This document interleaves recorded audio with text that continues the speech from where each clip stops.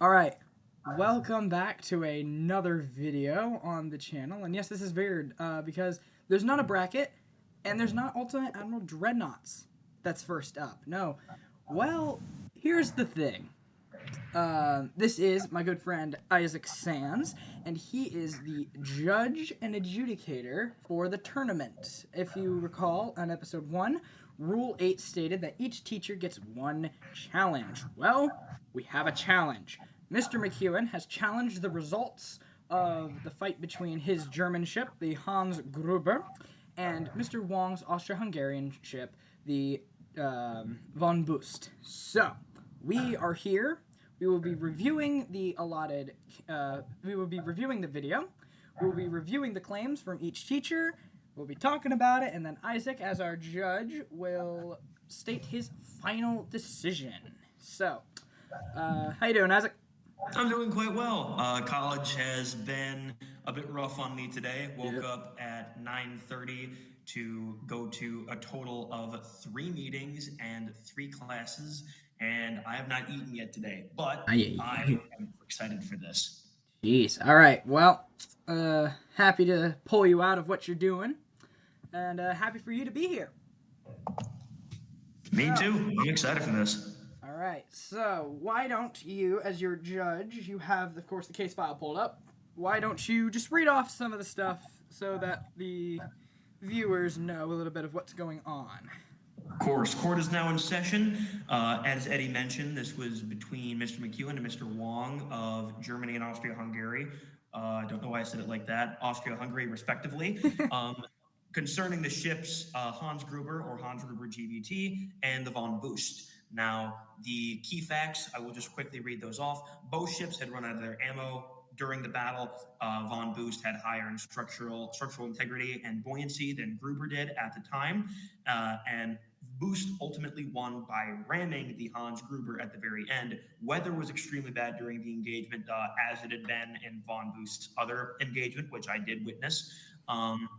And in-game facts, the custom battles of Ultimate Admiral Dreadnoughts do not necessarily allow a retreat. They go until every ship is destroyed or until they surrender, which is around 45% casualties, which on battleships specifically is a pretty high number. Now, the plaintiff's claim, plaintiff in this instance being Mr. McEwen, with the defendant being Mr. Wong, the plaintiff claims that the AI in Ultimate Admiral Dreadnoughts will not engage in ramming, therefore ramming is an illegal way to end a battle. Now, the defendant's counterclaim is that ahead in both structure and flotation stats, so the Von Boost probably would have won anyways, and ramming was a World War II tactic per HMS Glowworm versus Admiral Hipper. Now, he is right in that. I actually have pulled up the HMS Glowworm's ship file on Wikipedia, which I know is not the most reliable source, but I do know maritime history quite well. Admiral Hipper was a Kriegsmarine vessel, an armored cruiser, and engaged HMS Glowworm in 1940. And HMS Glowworm did end up ramming the Admiral Hipper. The engagement did not end well for the Glowworm. It did sink, but ramming was, of course, used in World War II as a kind of last resort tactic, say if ammunition had run out completely for and not to mention, ramming has been a common maritime strategy since the days of the Roman Revolution. In fact, the first ever dreadnought, HMS Dreadnought, was built with a ram bow, and her only combat kill was against a U-boat in World War I. However, I do see McEwen's point of view here. I think that AI disadvantage is, of course, something that should always become into question when fighting these battles. But recently, shown by the engagement between USS Spider, it does not. I do not believe that there is necessarily always a advantage towards the player. So, to some of the things. To what you were saying before we actually watch the video, the engagement between the Glowworm and the Admiral Hipper was in 1940. That is the year of this tournament, so it is very much relevant to the year and the type of tournament we are doing. It is true. ramming was a tactic used in the First World War, but it was more commonly in the First World War with the ramming of U-boats. If you recall, the HMT Olympic, the ocean liner, ramming I don't remember the exact number, but It was the rammed. U-boat that sank Lusitania, I do believe. Yeah, Which fact check us in the comments, obviously, but you know. fact check us in the comments, and I won't read them. All right, so as you were saying, I do see both sides with this AI disadvantage thing as well. That's just it's an error of the game. Ultimate Admiral Dreadnoughts. The game is not in development anymore. The version of the game that you have seen is it. So there's no more updates. So there won't be any more updates to said like the AI. And actually crucial to the current version is there used to be an AI fight thing, selection where the AI would take control of both ships. That is no longer available, so we are trying to make do, and I tried to balance that out by controlling the lower seated ship. So that's just a little bit of the things that we're going to be thinking about when we go watch this the footage here. So I'm going to share my screen, and I'm going to share this tab. Wonderful. If you can see my mouse and everything.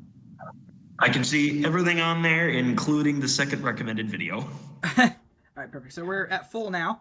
So it's about it's somewhere here. We'll mute this video so that you can actually hear us talking.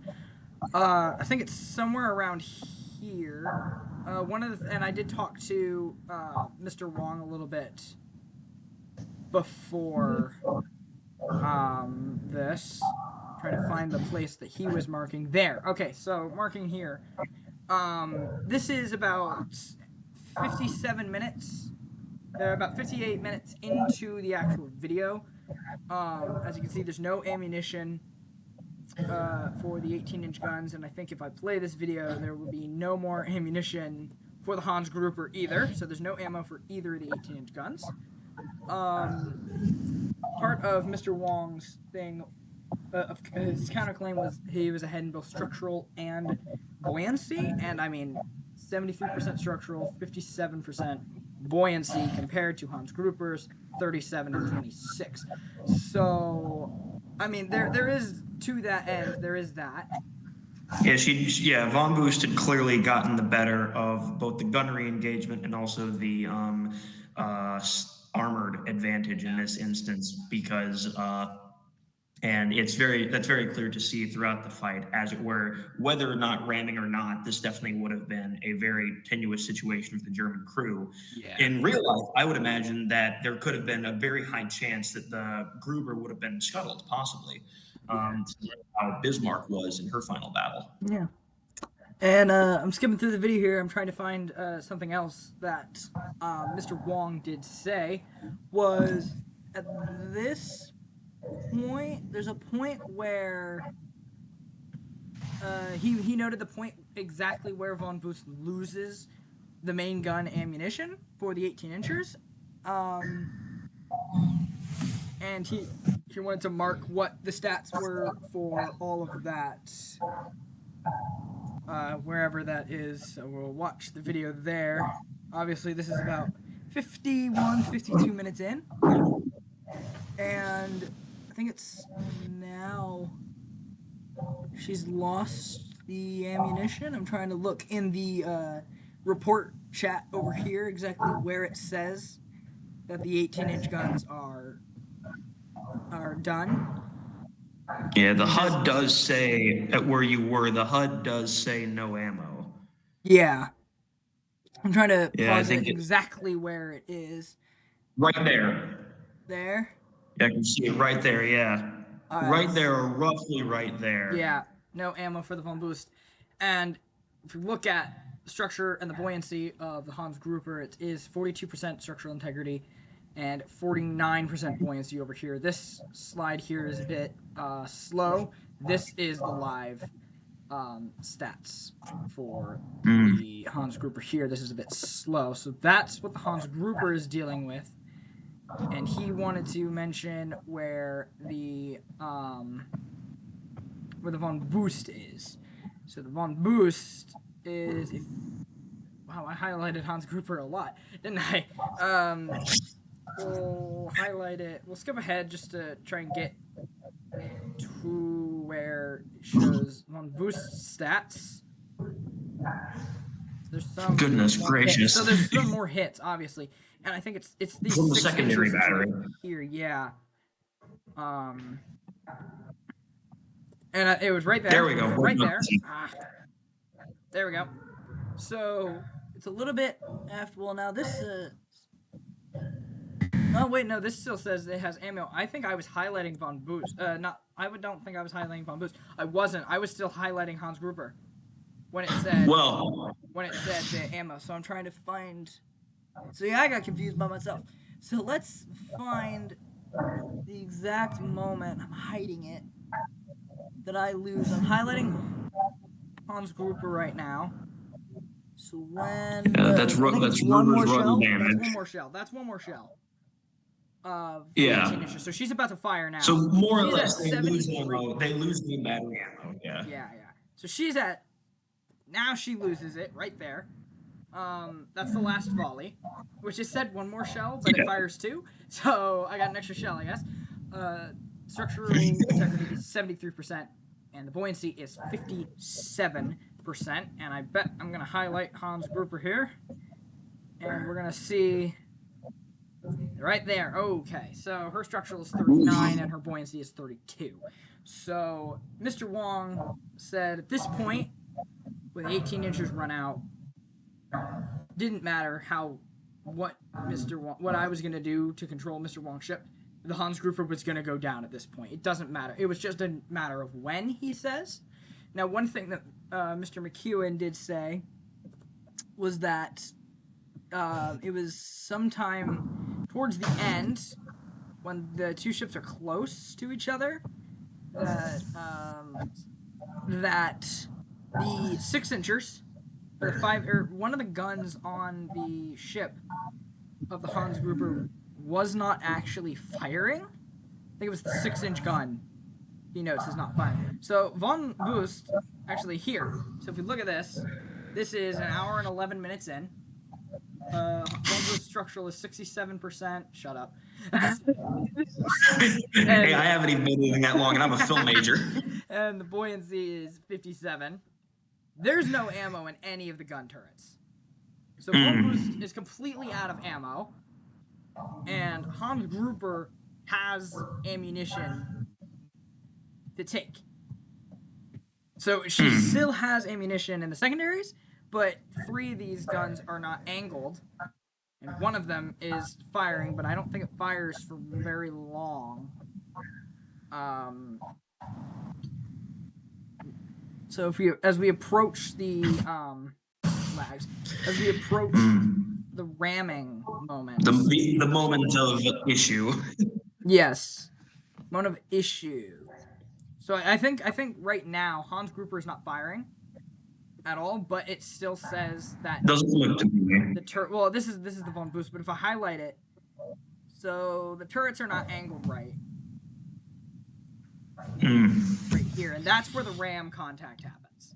So that's the first instance of ramming. I believe it was 2 times, I think, that it took to ram. It might have been 2, but they might have. I think they were also very close together that you had them rammed. I don't think that it was exceptionally long. This runaround was. Yeah. At least that's what I could remember. Yeah. So this is me ramming the ship. So we've covered what the structural integrity was at the time of the no more ammo. We've determined what it is, or we're about to determine what Hans Gruber's stats were at the point of initial contact with the ramming. We see Von Boost here at 60% structural, 56% buoyancy. So let's flip over to Hans Gruber. It's 25 across the board.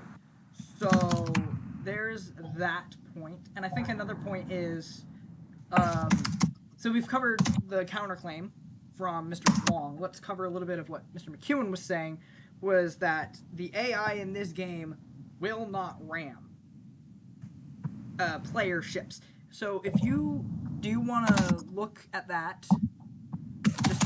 Just do a quick search on whether the AI in this game will actually ram player ships. Because if it does, if the AI ships do indeed ram, then I don't know about the claim of there's no ramming. Do you need to take a moment?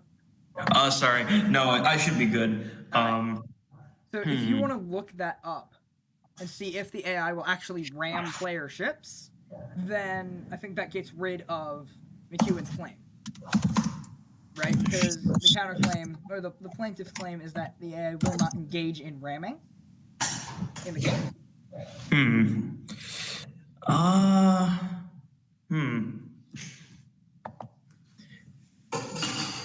Ramming doesn't seem to be an ultimate, a known strategy usually, which makes sense. Yeah.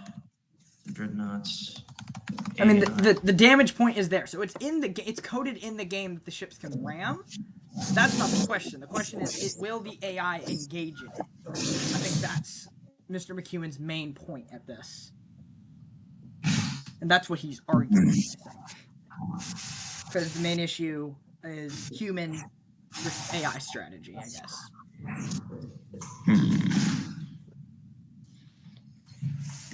It actually says formation impact.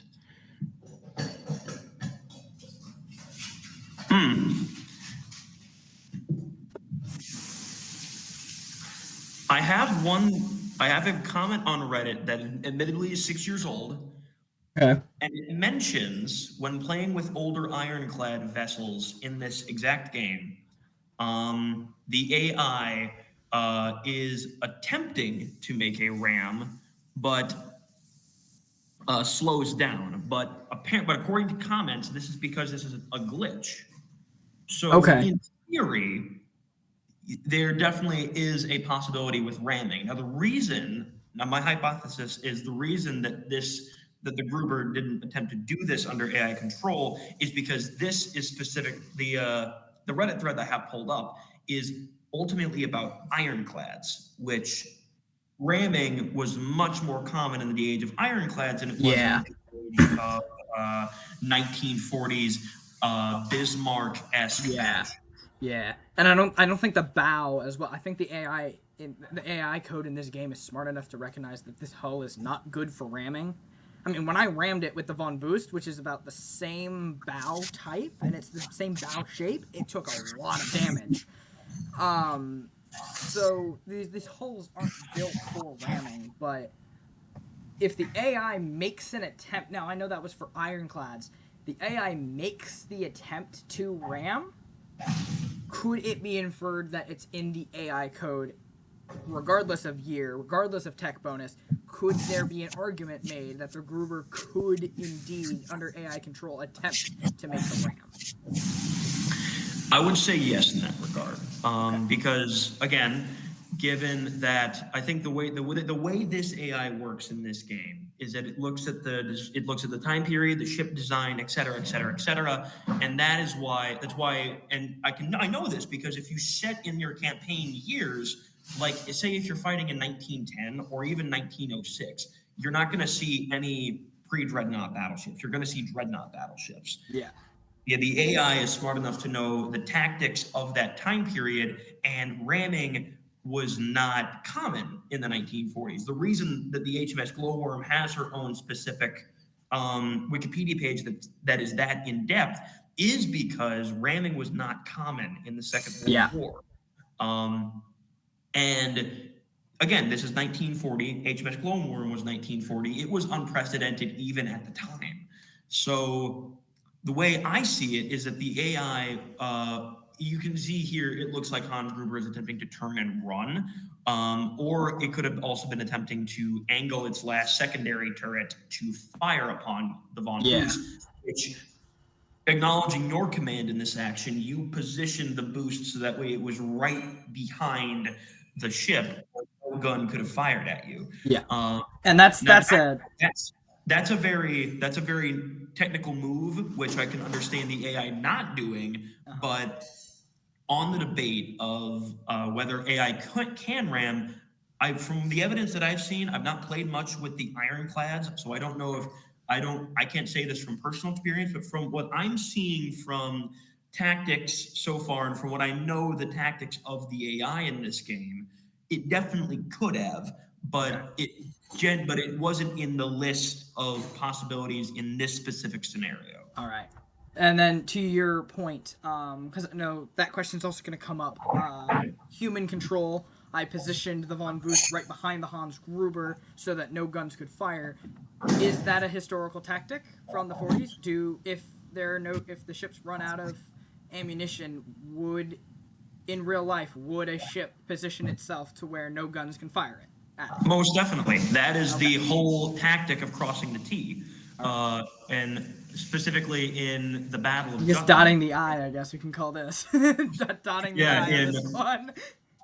yeah, in World War One, the most notable naval battle was significant because Admiral Jellicoe of the Grand Fleet was able to cross the T of the Germans twice, and that idea is that if you have more broadside guns firing, say if the line for Jellicoe's forces is like this, and Hipper's German forces are heading straight for it, that's literally positioning your ship so that way you can bring more guns to bear while dodging the guns that the enemy cannot bear. Yep. So yes, that's a So I very guess historical tactic that is fair in love and Yep. war, as far as I'm concerned. All right. So I think we've deliberated. We've covered a lot of the stuff that each teacher was saying, that each person was saying about with their claim and everything. So let's go to what the it's called holding is what's on your document, and you can type on this one, and it's the claim of the AI will not engage in ramming, therefore ramming is an illegal way to end a battle. Yes or no, is it illegal? And will the AI not engage in ramming? From what I can muster, the AI could engage in ramming, but given the time period, 1940, it's not common. It's not in the AI's immediate listing. It Yep. could dig upon that if need be, but again, given the damage sustained to the Gruber at this time, it was probably more on survival instincts. And again, ramming is kind of a very last ditch effort. And the most famous acknowledgement is in World War II in 1940 is a destroyer going up against an armored cruiser. And if you look at a battleship, it's even less likely because Yeah. again, lost your rudder when you're flooding, you can't maneuver a battleship as easily. Yeah. So the way I see it is that ramming is a legal move, but I would not necessarily call it a clean move Yeah. necessarily, given the All right. extreme circumstances of both of these ships having their ammo gone. The fact this would have been a draw, you can't end a battle without significant casualties. I think this is a good. I count this as a victory. That is my feeling. Yep. And then we made the point that the ship surrenders when it's around 45% casualties and up. If we look at Hans Gruber right now, it's at 50%. It starts at 45, and then depending on your crew complement, the percentage increases. For battleships Hans Gruber size, it's gonna be a lot more. I think it's gonna be like 75, 60 maybe percent crew losses before it actually surrenders, just because of how big of a ship it is. But I do know that the base level starts at 45. So just for people who are actually looking at it, that is the reasoning there for the Hans Gruber. So the holding. For the question of will the AI engage in ramming, the answer is yes. So now let's go with the final talking points, your final things to say before we ask the judgment of our adjudicator here. So last points you want to say before you make your decision? Last points I do want to mention is that this battle is definitely the outlier, not the norm, as the fact that it ended in such a strange and unique way. And it's a difficult question to answer because there's not really an equivalent of this time period, at least. Yes, we keep mentioning the glowworm, and of course, the defendant has brought up the glowworm and the hipper, but it is hard to find any recollection of battleship ramming in the Second World War. Now, when I look at this, I look at the Battle of the Bismarck as more of a more clean example because the Gruber is very much modeled after the Bismarck in several respects. I'm imagining that when ChatGPT was generating this ship, it was probably pulling from the Tirpitz, the Bismarck, maybe Yeah. even Yep. proposals H class. Yep. McEwen did say that it was very much in its description when he generated the ship to put it into the tournament. It was very much Bismarck Tirpitz-esque. So Yeah, and again, it's even similar in terms of the superstructure, in terms of turret layout, gun complement, stuff like that. And the way that I see it is that Bismarck's last battle the ship did take on similar damage to the Gruber, and it did scuttle itself. Now, ships can't scuttle in this game. They can either sink or they can surrender. Now, in my personal opinion, if you had rammed the ship or not, Hans Gruber would have either had to limp to a friendly port where it would have been in dock for most likely a year or a year and a half, or possibly even never see action again in the war, given Hitler's perspective on the Kriegsmarine, or it would have been scuttled out at sea. And so I think that a more realistic example would be that both ships disengage, the Von Boost goes back to friendly waters, and the Gruber either scuttles itself or is limps to port and doesn't enter the war again. But in this context, then, I think the way you ended this battle, the way this battle ended, was the most realistic it could have been. So, final judgment here. Have it typed up in the document right now. The judge finds for the... Who are you vying for? I am vying for the defendant. I believe the Von Boost has won this engagement over the Hans Gruber. All right. So, in terms of the tournament, the results will stand. I can take a quick look at the bracket here. Maybe it'll show on your screen. It does not. But let me end the screen sharing. If you don't need to screen share, it'll be seen on my video itself. This semifinal fight will stand between the Hans Gruber and the Von Boost. The Von Boost does move on to the semifinals, and we'll await the result of Mr. McEwen's second battleship, the HMS Butterworth, and my second battleship, the Russian ship Admiral Nikimov. Wow, I cannot pronounce that ship for the life of me. You've been doing a really good job with ship pronunciation. Yeah. Like, even with all the Germans and shit, like, you've been doing really well. Yeah. All right, so that goes it for that. Mr. McEwen has used his one and only challenge of the tournament. He will not be able to challenge for his other ship, the HMS Butterworth, if problems arise. So I sure do hope that duel goes well. Yep. All right, so I'd like to thank Isaac Sands for being our judge on this very first challenge. I didn't expect there to be a challenge this early. And I'd also like to thank him for volunteering to be our adjudicator throughout this tournament. You might see him again, you might not, but we appreciate you nonetheless. My pleasure. Go subscribe to my YouTube channel, The Yellow Spy. I'm going to plug that right here. Nope. I'm going to put it in the description as well, so if you guys want to check that out, you can. So this challenge goes to Mr. Wong, and the Von Boost will continue in this tournament, and the fight will not be replayed. Thank you very much for doing this. I'm gonna hit the end button on this recording, and we're gonna hop in. The next video on the channel will be the HMS Butterworth and the Admiral Nikimov. So thank you very much, Isaac, and for the viewers out there, we'll see you. Wow. I went out of the thing. My bad. Push the wrong button. I was like, where'd it go? Plug it in. We'll see you in the next one for the round 2 of the quarterfinals. Thank you for watching, and have a great day.